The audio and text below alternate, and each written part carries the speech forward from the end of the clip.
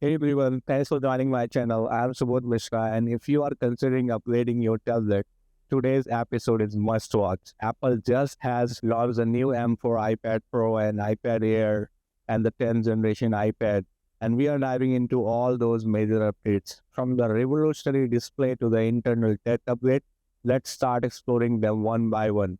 In this video, I'll share my initial reaction to these changes and discuss both highlighted features and those less emphasized by Apple. I will also talk about the price difference between India and USA model so you can have a better idea which version you want to buy. So let's start first by the iPad Air upgrade. Now these iPad Air upgraded in two sizes, 11-inch and new 13-inch model, making the larger display more accessible without the premium cost of the iPad Pro. This offers a more affordable option for those desiring a bigger screen but don't want to pay something like iPad Pro price. Regarding the storage, the base capacity has been also doubled from 64 gig to 128 gigabyte. Although 128 GB might seem modest, but trust me, it's sufficient for most of the user, as evidenced by my personal experience with a 1 terabyte iPad Pro where I rarely use more than 128 GB. Another significant update is the relocation of the camera to the landscape on both the iPad Air and iPad Pro, which is especially beneficial for the video call with a better center tracing algorithm. I had significant issue with my previous M1 iPad Pro, and I'm pleased to see these kind of adjustment. Apple has also upgraded the Apple Pencil. Now it's called Apple Pencil Pro. And good thing is they didn't change the price. And now it's also compatible with iPad Air. This has a various new interactive feature like tracing feature and built-in gyroscope for a manual card barrel roll. This feature could notably enhance the drawing experience for artists, offering a new way to interact with the pencil.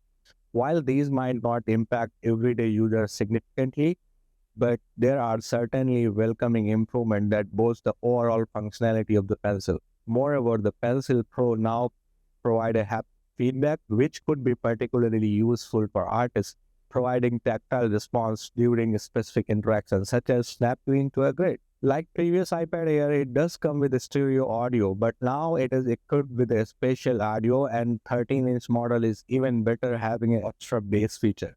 That's really kind of cool feature. The best thing I really like is iPad Air is that now it comes with the M2 chipset and support a lot of video editing software and other AI tools. And now it's also equipped or supports a new Magic Keyboard with a touchpad, which was previously missing from iPad Air. So now let me tell you its price range. iPad Air 11-inch model start at $599 and 13-inch screen models start at $799 with a 128 gigabyte storage capacity.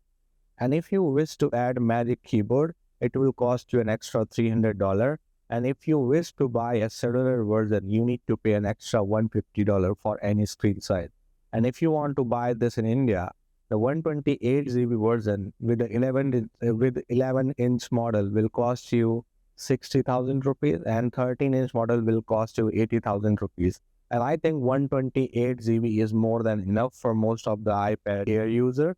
And if you are planning to buy a cellular version, you need to pay extra 15,000 rupees. An Apple Pencil will cost you around 12,000 rupees like previously. And to buy a Magic Keyboard, you need to pay 30,000 rupees extra. So you guys make your own best decision about which version you would like to buy. Now let's jump to the iPad Pro. Now it comes with the additional new 13-inch sizes as well as 11-inch screen. Additionally, the base storage capacity has been doubled from 128 GB to 256 GB, increasing its utility and value. In addition to the new size, now iPad Pro are become the thinnest one. The new display technology make the 11-inch model now just 5.3 millimeter and the 13-inch model even thinner at 5.1 millimeter without compromising the structural rigidity, which obviously make it lighter. And this is all possible because of the tandem OLED display technology. And they named this display as an Ultra Retina display. This display is super bright, reaching to the 1000 nits in a bright day. And the feeder on the cap is a nano-texture finish, which makes the light reflection almost zero. And this is going to help you when you use your iPad Pro in the sunlight or a very bright light condition, such as a movie making project. And a very surprising update is that now it is equipped with the Apple M4 chip, which is so far most powerful chip made by Apple. Yes, you hear me right. And I think Apple made such a big leap from M2 to M4 directly on the iPad because of the new most advanced super bright display technology. And kind of display must need a powerful display engine, which obviously I hope M4 is going to do. Though this was quite surprising to me, M4 is made from second generation 3 nanometer technology, which is equipped with the 4 performance core, 6 efficiency core, and also 10 core GPU. And if you are comparing the rendering performance, this guy is 4 times faster than M2 with a 20% less heating. Now another update is Logic Cut Pro and Final Cut Pro is even more advanced with the AI feature. Now they support the live multi-cam support up to 5 multi-angle cam which can be operated remotely. I really like this feature. This is really cool. Like iPad Air, its front-facing camera moved to the landscape edge with the improved center staging technology. It also supports the new Pencil Pro and the Magic Keyboard, which has various angle support as well. So now come to the pricing. The 11-inch model start at almost $1,000 and the 13-inch model will cost you $1,300.